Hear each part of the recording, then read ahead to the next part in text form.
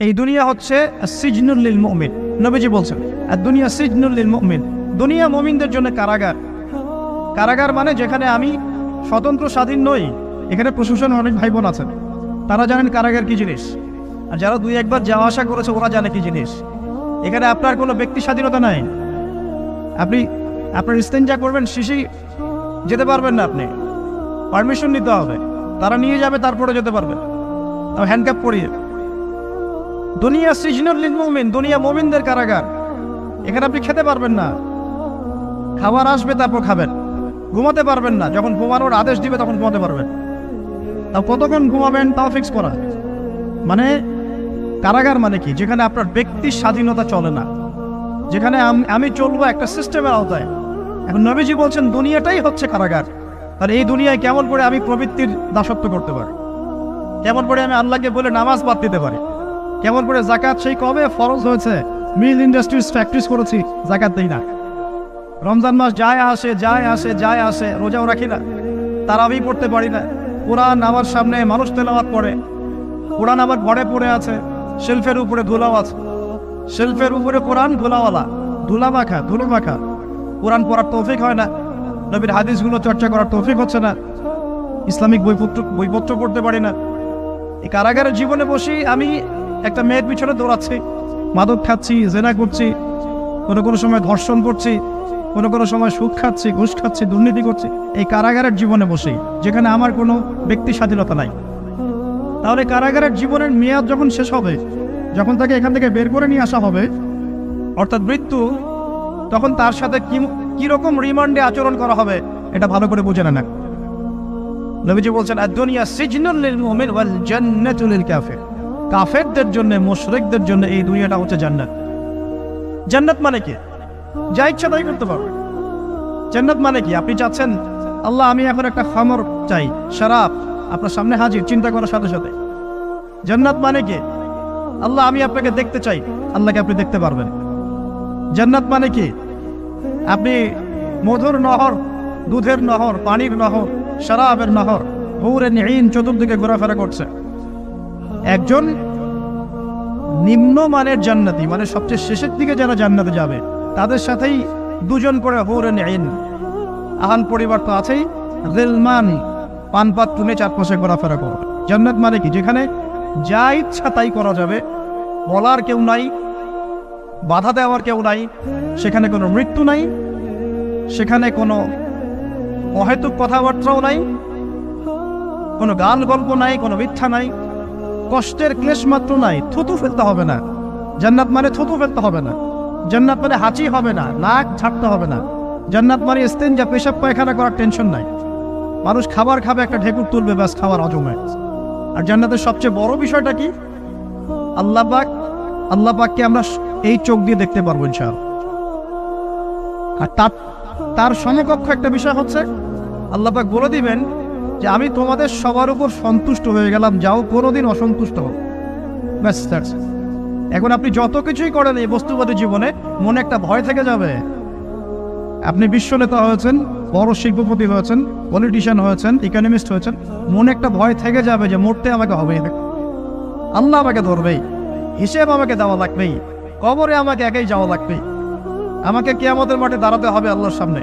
মনে একটা ভয় কাজ করে, যদিও বাইরে মানুষ দেখায় যে কোনো ভয় নাই। মানুষ বাইরে অভিনয় করে, মানুষ সমাজের মানুষের সাথে বাইরে একটা অভিনয় করে। কোনো ক্ষেত্রে আমরা নিজেরাই নিজেদের সাথে অভিনয় করি। কথা সাহিত্যিক হুমায়ুন আহমেদের নাম শুনেছিলেন? শুনেছেন? ইন্তেকাল করেছেন। একটা সময় ছিল আমরা স্কুলে পড়তাম, কলেজে পড়তাম, মাঝে মাঝে টুকটাক এ ধরনের কিতাব, বইপত্র পড়া হয়েছে। হিমু, মিসির আলী এসব পড়া হয়েছে। শরৎচন্দ্র, বঙ্কিমচন্দ্র, রবীন্দ্রনাথ, নজরুলের কবিতাগুলো, ইভেন শেক্সপিয়ার, অ্যাডাম স্মিথ সহ, যিনি অর্থনীতির জনক। যাই হোক, তিনি তার বইয়ের মধ্যে লিখেছিলেন যে এই পুরো দুনিয়াটা হচ্ছে অভিনয়ের মঞ্চ। কথা সাহিত্যিক তিনি বলছেন তার মতো করে এই পুরো দুনিয়াটাই অভিনয়ের মঞ্চ, আর আমরা সবাই নিজ নিজ জায়গায় অন্যের সাথে অভিনয় করছি। কোনো ক্ষেত্রে আমরা নিজেরা নিজেদের সাথে অভিনয় করছি।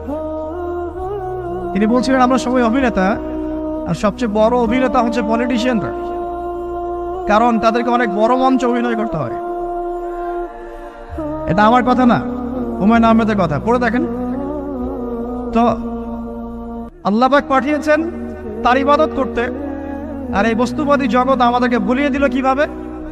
কয়েকটা প্রলোভন দিল। প্রথম প্রলোভন হচ্ছে টাকা, তারপরে জীবনে কি করব প্রতিষ্ঠিত হওয়ার চিন্তা, তারপরে চাই চাই আরো চাই এই একটা আকীদা দর্শন, তারপরে আমার স্ত্রী সন্তান আহান পরিবারের কি হবে, আর আরেকটা দর্শন আছে, এটাকে বলে চারবাক দর্শন। এবং দুঃখের সাথে বলতে হয় আমাদের রবীন্দ্রনাথ ঠাকুর কিন্তু এই দর্শনের মানুষ ছিলেন। চারবাক কিরকম? তার কবিতা পড়লে দেখবেন লেখা আছে, দুহাতে যা পাও হাত পেতে নাও, দুহাতে যা পাও হাত পেতে নাও, বাকির খাতা শূন্য থাক, বাকির খাতা শূন্য থাক। ঠিক চারবাক দর্শন, এটা ফিলোসফি পড়েছেন, এখানে অনেক টিচারও আছেন আমি জানি, তারা এই কথাগুলো বুঝবেন। চারবাক দর্শন কেমন? ঋণ করে ঘি খাও, ঋণ করে ঘি খাও, যতদিন বাঁচবে সুখে বাঁচবে, এটা হলো চারবাক দর্শন। তো দুহাতে যাবো হাত পেতে নাও, বাকির খাতা শূন্য থাক, মিল আছে না? ঋণ করে হলেও ঘি খান, যেভাবে হোক ঘি খান না, মানে ঋণ করে হলেও ঘি খান, যতদিন বাঁচবেন সুখে বাঁচবেন। তাহলে এই দর্শনগুলো বস্তুবাদী না? বুঝতে পারছেন কিনা? ম্যাটেরিয়ালিজম, বস্তুবাদিতা, মানে আপনি চোখের সামনে যা দেখছেন এই দুনিয়া যেভাবে হোক অর্জন করে নেন, বাকির খাতা শূন্য থাক। ইসলামিক কনসেপ্ট এর টোটাল ডিফারেন্ট কনসেপ্ট। ইসলামের ঈমান, আকীদা, ইসলাম, পরকাল, মুহাম্মদ সাল্লাল্লাহু আলাইহি ওয়াসাল্লামের আদর্শ সম্পূর্ণ ডিফারেন্ট। আমরা বলি কি এই দুনিয়াতে আমরা মুসাফির, দুনিয়াতে আমরা কি মুসাফির, কে কতদিন থাকবো কোনো ঠিক নাই। নবীজি বলছেন, হে আব্দুল্লাহ বিন ওমর, তুমি দুনিয়াতে মুসাফিরের মতো থাকো, সকালবেলা উঠলে সন্ধ্যার অপেক্ষা করো না, সন্ধ্যাবেলা হলে সকালের অপেক্ষা করো। দর্শনের মধ্যে কত পার্থক্য না, আকাশ পাতাল পার্থক্য না? এখন যদি এই বস্তুবাদী দর্শন নিয়ে আপনি চলাফেরা করেন, তাহলে তো আপনার লাইফের অ্যাম্বিশন হবে একটা ফ্ল্যাট, আর ওটা এনি হাও আপনাকে অ্যাচিভ করতে হবে, legal way or illegal way আপনাকে অ্যাচিভ করতেই হবে, অ্যাচিভ করতেই হবে, যেহেতু আপনার মোটিভটা হচ্ছে ম্যাটেরিয়ালিজম, বস্তুবাদিতা। আর নবী সাল্লাল্লাহু আলাইহি ওয়াসাল্লাম কি বলছেন? সকালে ঘুম থেকে উঠলে সন্ধ্যার অপেক্ষা করো না, সন্ধ্যাবেলায় থাকলে সকালের অপেক্ষা করো না। তুমি দুনিয়াতে মুসাফিরের মতো থাকো, তোমার যতটুকুতে দুনিয়া চলে যায় এতটুকুতে সন্তুষ্ট থাকো। নবীজি বলছেন, তোমরা হাঁটবে যখন রাস্তায় চলাফেরা করবে, তোমাদের উপরের দিকে দেখবে না যে তোমাদের উপরে কারা আছে, অলওয়েজ দেখবা তোমাদের নিচে কারা আছে, তোমাদের চেয়ে খারাপ কারা আছে। এক ভাইকে আপনি দেখবেন আপনি সুস্থ, তার হাত নাই। আরেক ভাইকে দেখবেন আপনি সুস্থ, তার চোখ নাই। এক ভাইয়ের পা প্যারালাইজড হয়ে গেছে, এক ভাইয়ের বডি প্যারালাইজড, একজন হার্টের রোগী, একজন ডায়াবেটিসের রোগী, আপনি সুস্থ আছেন, অথচ ওই ব্যক্তির অনেক টাকা পয়সা আছে, আপনার নাই। এখানে কে ধনী বলেন দেখি, আপনি না সে? আপনার সুস্থতা আছে। আরেক ভাইয়ের অনেক বড় বড় ফ্ল্যাটস, কিন্তু আপনার এতটুকু নাই, ছোট্ট একটা বাসা। আপনার কষ্ট লাগে, আমারও যদি এমন হতো। ওই বাসায় গিয়ে দেখলেন যে ইন্টারনালি সে ব্যক্তি সুখে নাই, তার পরিবারে অশান্তি, তার পরিবারে হৃদ্যতা ভালোবাসার বন্ধন নাই, আপনার পরিবারে আছে। একটা রিক্সাওয়ালা সারাদিন রিক্সা চালিয়ে 400-500-1000 টাকা আর্ন করে বাসায় চলে গেল, গিয়ে মাশাআল্লাহ আলু ভর্তা, ডিম ভাজা, ডাল দিয়ে ভাত খাচ্ছে, সুখে আছে, দিন বউয়ের সাথে গল্প করছে, চাঁদ দেখছে। আর সেই তো কবে আপনি ওয়াইফ কিনে চাঁদ দেখেছেন ঠিক নাই, আপনি টাকা অর্জন করার নেশায় বছরের পর বছর স্ত্রী থেকে দূরে আছে, দেখারই সৌভাগ্য হয়। আসলে সুখ কাকে বলে? সুখটা কি জিনিস? ঢাকাবাসীকে সুখ বোঝানো দরকার। সুখটা কি জিনিস? যখন আপনি বা আমি নিজেকেও বলছি, যখন আমরা আল্লাহকে পাবো, আল্লাহ পাকের ইবাদতের মধ্য দিয়ে, রাসূলের সুন্নতের মধ্য দিয়ে অল্পে তুষ্ট থাকতে পারবো, যা আছে এতে শুকরিয়া আদায় করবো, আপনার চেয়ে সুখী মানুষ দুনিয়াতে কেউ নাই, কেউ নাই দুনিয়া। কিন্তু বস্তুবাদিতা আপনাকে এই আকীদা আদর্শ থেকে সম্পূর্ণ ডিমোটিভেট করে দিবে।